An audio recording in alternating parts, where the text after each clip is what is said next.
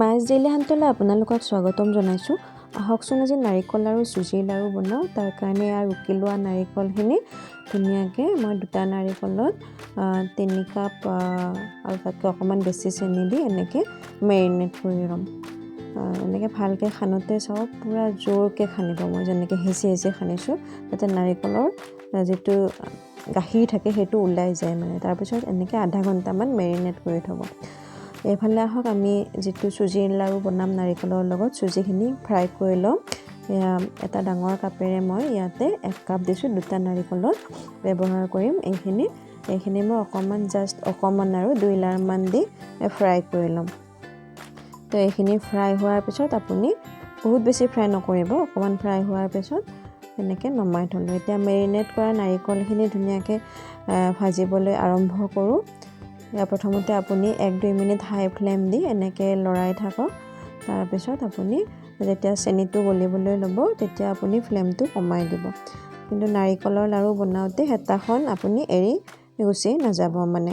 এনেকৈ ধুনীয়াকৈ কণ্টিনিউৱাছলি আপুনি ফ্ৰাই কৰি থাকিব।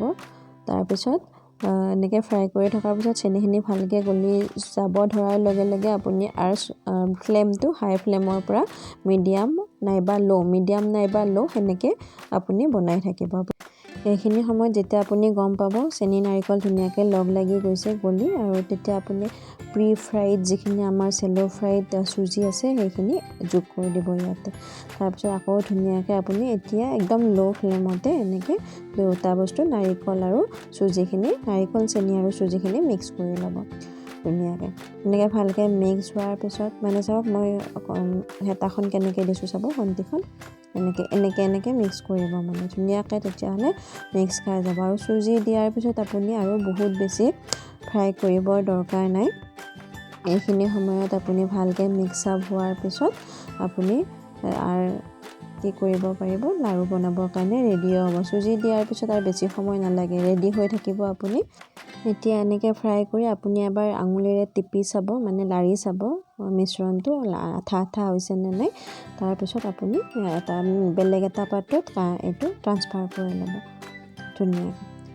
তাৰপিছত আমি লাড়ু বনোৱাৰ আগে আৰু অকণমান ষ্টেপ থাকে, এনেকৈ ধুনীয়াকৈ থপথপাই থ'ব, মানে হেঁচি থ'ব, তেতিয়া লাড়ুটো লাষ্টৰ ফালে বনাবৰ কাৰণে আপোনাৰ দিগদাৰ নহয়। আমি লাড়ু বনোৱা ষ্টাৰ্ট কৰি দিলোঁ। লাড়ু বনোৱাৰ আগে হাতখন ধুনীয়াকৈ ধুই চাফা কৰি ল'ব, তেতিয়া লাড়ুটো বনাবৰ কাৰণে ভাল হয়। এতিয়া আৰামছে ধুনীয়াকৈ আমি লাড়ু বনাই গৈ থাকিম।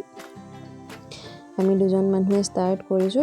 যদি আপোনাৰ ওচৰত বেছি পৰিমাণৰ নাৰিকল থাকে তেতিয়াহ'লে অকলে নবনাব, লাষ্টৰ ফালে হৈ যায়। চাওক আমাৰ কিমান ধুনীয়া লাড়ু হৈছে। এনেকৈ আমি জল্দি বনাই শেষ কৰি পেলাম। আৰু আমি লাড়ু পূৰা বনাইছোঁ, ভিডিঅ'টো স্পীড কৰি দিছোঁ, পটাপট পূৰা বনি গৈছে। আৰু ওচৰত মই পানী ৰাখিছোঁ, মাজে মাজে হাতখন চাফা কৰি ল'ম ষ্টিকি হ'লে, আৰু গামোচাখনত মচি ল'ম। একদম পানী লাড়ু নবনাব। চাওক আমাৰ কিমান লাড়ু ৰেডি হৈছে দুটা নাৰিকলৰ। আৰু চাইজটো আমি একদম সৰু নাই কৰা, এটা মিডিয়াম চাইজতকৈ অকণমান ডাঙৰকৈ বনাইছোঁ। আপোনালোকে মোৰ ভিডিঅ'টো চাই কেনেকুৱা পালে জনাব। কিবা টিপছ এণ্ড ট্ৰিক্সৰ দৰকাৰ হ'লে কমেণ্ট বক্সত কমেণ্ট কৰিব। থেংক ইউ ফৰ ৱাটছিং মাই ভিডিঅ'।